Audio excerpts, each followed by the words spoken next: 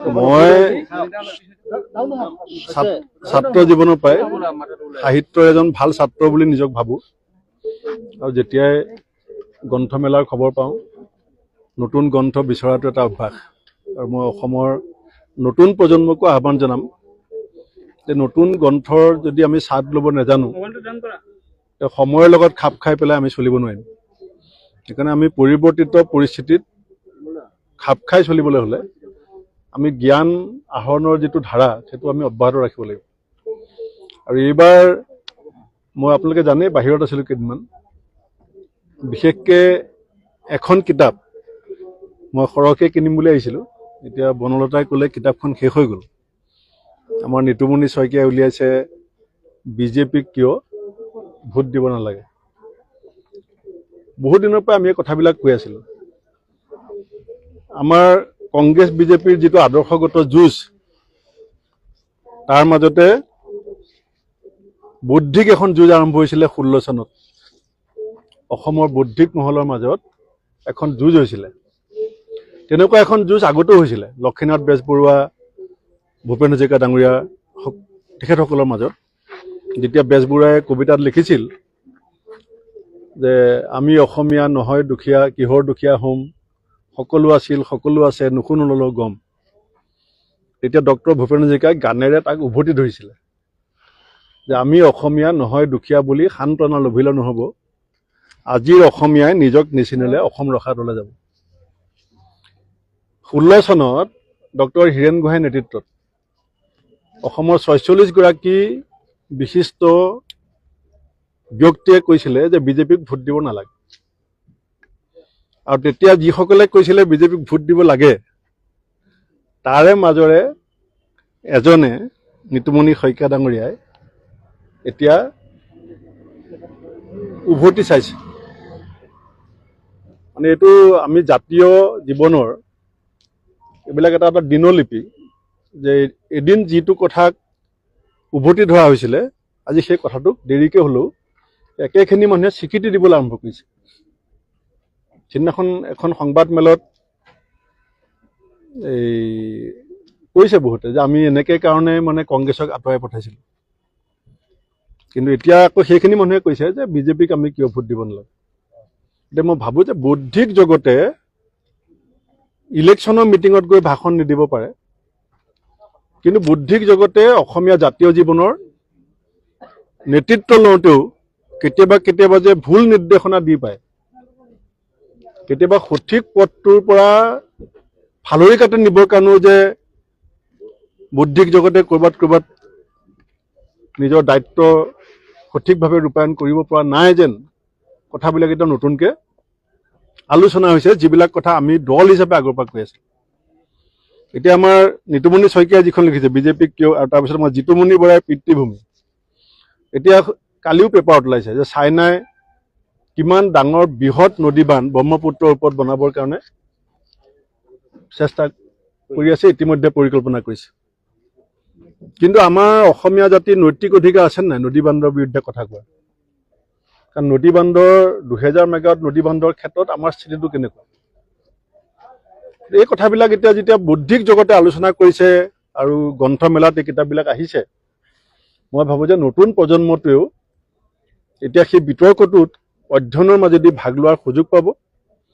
আৰু মই ভাবিছোঁ যে মই ভাবি আছিলোঁ দেৰি হৈছে বুলি, এতিয়া মই ভাবিছোঁ নহয়, সঠিক সময়তে আলোচনা আৰম্ভ হৈছে আৰু এই আলোচনাই অসমীয়া জাতিক এটা নতুন ৰূপ দিব, যিটো জাতীয় সত্তাৰ প্ৰতি যিটো ভাবুকি, ভাষাৰ প্ৰতি যিটো ভাবুকি, জাতীয় জীৱনৰ সমন্বয় আৰু সম্প্ৰীতিৰ প্ৰতি যিটো ভাবুকি, সেইটো মই ভাবোঁ যে আমাৰ অসমীয়া যিসকল স্বনামধন্য সাহিত্যিক, অভিজ্ঞতাৰ গাম্ভীৰ্য আৰু বৈচিত্ৰ্যৰে পৰিপূৰ্ণ যিসকল সাহিত্যিক, তেওঁলোকে এতিয়া জাতীয় জীৱনৰ স্বাৰ্থত, ভৱিষ্যত প্ৰজন্মৰ স্বাৰ্থত যেতিয়া কিতাপ লিখা আৰম্ভ কৰিছে, বহুকেইখন কিতাপ মই কিনিছোঁ, মই চব নামবিলাক এতিয়া কৈ দিব পৰা নাই। মই ভাবিছোঁ যে জাতি এটা সঠিক পথৰ সন্ধান খুব সোনকালে আমি পাম। আৰু বৰ্তমান কি কি কিতাপ ল'লে? কিতাপটো মই বহুতেই লৈছোঁ। এখন আমাৰ ৰতন টাটাৰ ওপৰত লিখিছে অসমীয়াত, আৰু মই দেখিছোঁ আমাৰ কবিও লিখিছিলে যে মই মৰিলেও দিন গ'লে ৰাতি হ'ব, জোন বেলি ওলাই থাকিব, গছত ফুলিব ফুল, বতাহ বুলিব, নিজ বাটে নক্ষত্ৰ ঘূৰিব। কিন্তু ৰতন টাটা মৃত্যুত আৰু ডক্টৰ মনমোহন সিঙৰ মৃত্যুত যিটো শোকৰ ছাঁ গোটেই দেশজুৰি পৰিছে। সব আজি বিশ্বৰ বিভিন্ন নেতাসকলে মনমোহন সিং ডাঙৰীয়াৰ মৃত্যুত যেনেকৈ তেখেতৰ কথাবিলাক কৈছে, ৰতন টাটাৰ সম্পৰ্কটো আমাৰ এইখনটো মই লৈছোঁ নিতুমণি শইকীয়াৰ, জিতুমণি বৰাৰ পিতৃভূমি, কুমুদ দাসৰ মই মানুহ হ'ব খোজোঁ, আৰু বহুত কিতাপো লৈছোঁ, আৰু জ্যোতিপ্ৰসাদ, ভূপেন হাজৰিকা, বিষ্ণু ৰাভাৰ পুৰণা সংকলনবিলাক আছিলে মোৰ গীত, ক'ৰবাত সোমাই আছে, নতুনকৈ আকৌ লৈছোঁ। গোহাঁই ছাৰৰ কিতাপ লৈছোঁ। আজিৰ তাৰিখত কিতাপতকৈও শক্তিশালী মাধ্যম ছ'চিয়েল মিডিয়া, আৰু বিজেপিয়ে খুব আগ্ৰাসীভাৱে ছ'চিয়েল মিডিয়াত প্ৰচাৰ চলায়। প্ৰতিটো নিৰ্বাচনতে কিন্তু কংগ্ৰেছতকৈ আগুৱাই থাকে এতিয়ালৈকে। আগলৈ কি হ'ব বেলেগ কথা। নিশ্চিতভাৱে ছ'চিয়েল মিডিয়াৰ শক্তিক আমি কোনো অস্বীকাৰ কৰিব নোৱাৰোঁ, কিন্তু জাতীয় জীৱনত ছ'চিয়েল মিডিয়াত বা টিভিৰ পৰ্দাত ভাহি থকা কথাবিলাক আৰু লিপিবদ্ধ হৈ থকা কথাবিলাকৰ মাজত পাৰ্থক্য আছে। আজি আপুনি টিভিত এটা আটাইতকৈ গুৰুত্বপূৰ্ণ নিউজটো 4 দিনৰ পাছত আপোনাক সেইটো তথ্য হিচাপে বা জাতীয় জীৱনৰ সমল হিচাপে সি আপোনাৰ হাতত থাকি যাব, নাথাকিবও পাৰে। কিন্তু এখন কিতাপ, এতিয়া মই যিটো কথা অকণমান দেৰি আগত যে হীৰেণ গোহাঁই ডাঙৰীয়াই 16 চনত কৈছিলে বিজেপিক কিয় ভোট দিব নালাগে, তেতিয়া কিছুমান মানুহে হীৰেণ গোহাঁই ডাঙৰীয়াক সমালোচনা কৰিলে। এতিয়া সেই সমালোচকসকলে আকৌ হীৰেণ গোহাঁই ডাঙৰীয়াৰ কথাটো শুদ্ধ বুলি পেলাই মানি ল'বৰ কাৰণে 8 বছৰ লাগিলে। এতিয়া সাধাৰণ মানুহকতো 10 বছৰ লাগিব পাৰে। যেতিয়া বুদ্ধিজীৱীসকলে হীৰেণ গোহাঁই ডাঙৰীয়াই কোৱা কথাটো মানি ল'বলৈ 8 years লাগে, তেতিয়া গাঁৱৰ খাটি খোৱা শ্ৰমজীৱী, নিষ্পেষিত, শোষিত, বঞ্চিত মানুহকতো 10 বছৰ লাগিব পাৰে। কিন্তু সঁচা বুলিতো মানি ল'লে।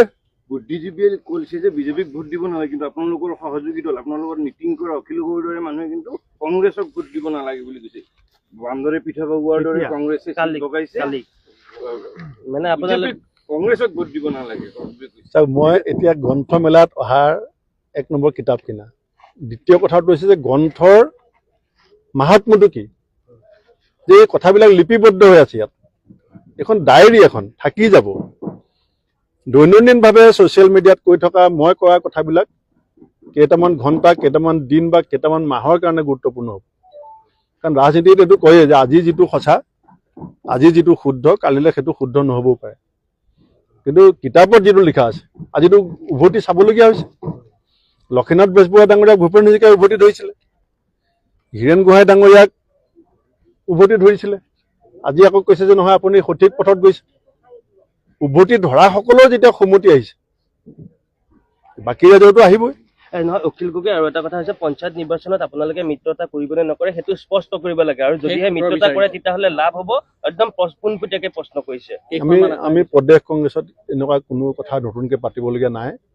আমি পলিটিকেল এফেয়াৰ্ছ কমিটিত যি পাতিছোঁ সেইবিলাক কথা ইতিমধ্যে সংবাদ মাধ্যমৰ জৰিয়তে সকলোকে জনাইছোঁ, আৰু মোৰ সেই বাইকটো চাই ল'লে হ'ল। এনে মানে আপোনালোকে অকলে কৰিবনে এতিয়া এলায়েন্স কৰিব? মানে নাই, কৈ আছোঁ, আপুনি সুধি জটিল কৰি আছে। মইতো কৈ আছোঁ যে APCCত AGP আৰু বিজেপি এলায়েন্স কৰিব নোৱাৰে। কিয় নোৱাৰে? টেকনিকেল প্ৰব্লেম আছে, আমিও নোৱাৰোঁ কৰিব। কিন্তু জিলা ভিত্তিত যদি কোনোবাই কৰিব বিচাৰে কৰিব পাৰে। USTMৰ ষ্টল আছিল ইয়াত, দুদিন পূৰ্বে ইয়াৰ পৰা আঁতৰা কৰা হৈছে। ইয়াৰ চেল্ফি পইণ্টটো আছিল তেওঁলোকৰ, এইটো মুখ্যমন্ত্ৰীৰ নিৰ্দেশত হৈছে। অসহিষ্ণুতা, দাদাগিৰি। কিতাপত লৈ ৰাজনীতি ইমান নিকৃষ্ট পৰ্যায়ৰ চাই আছে ৰাইজে দেখি আছে।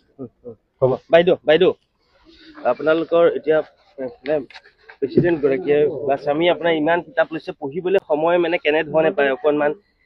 সকলোকে প্ৰথমে মই নৱবৰ্ষৰ শুভেচ্ছা যাচিছোঁ, আৰু গ্ৰন্থ অধ্যয়ন কৰাটো মই ভাবিছোঁ আজিকালি দিনত বহুত প্ৰয়োজনীয়তা হৈ আহিছে, যিহেতু আমাৰ উঠি অহা প্ৰজন্ম এই দিশৰ পৰা অলপ আঁতৰি অহা যেন পাইছোঁ। আৰু গ্ৰন্থই হৈছে আমাৰ শ্ৰেষ্ঠ বন্ধু, আৰু নলেজ ইজ দ্য পাৱাৰ। আৰু আমি যিকোনো মাধ্যম যেনেকৈ ছ'চিয়েল মিডিয়াত আমি সীমিত নলেজ পাওঁ, কিন্তু গ্ৰন্থ পঢ়িলে আচলতে আমি গভীৰ যি অধ্যয়ন বা গভীৰ নলেজটো আমি পোৱা যায়। আৰু মই সকলো পিতৃ মাতৃকে আজি আহ্বান জনাইছোঁ যাতে তেওঁলোকে নিজৰ সন্তান লৈ এই বুক ফেয়াৰলৈ আহক। আৰু যিহেতু মই আমাৰ এখেতৰ কথা কওঁ, তেখেতে বহুত কিতাপ পঢ়ে। আমি যেতিয়াই ক'ৰবাত ফুৰিবলৈ যাওঁ বা হোটেলত থাকোঁ বা ফ্লাইটত কিবা সময় পালেও তেখেতে কিতাপ পঢ়ে। কেতিয়াবা এনেকুৱা হয় মোবাইলটো চাইলেণ্ট কৰি কিতাপ পঢ়ে। আৰু এই ক্ষেত্ৰত মোৰ দেখিছোঁ মোৰ সন্তান দুটাও এখেতৰ পৰা সেইখিনি পাইছে কাৰণ আমি ভাবোঁ যে whatever we practice that becomes a habit and a habit becomes a personality.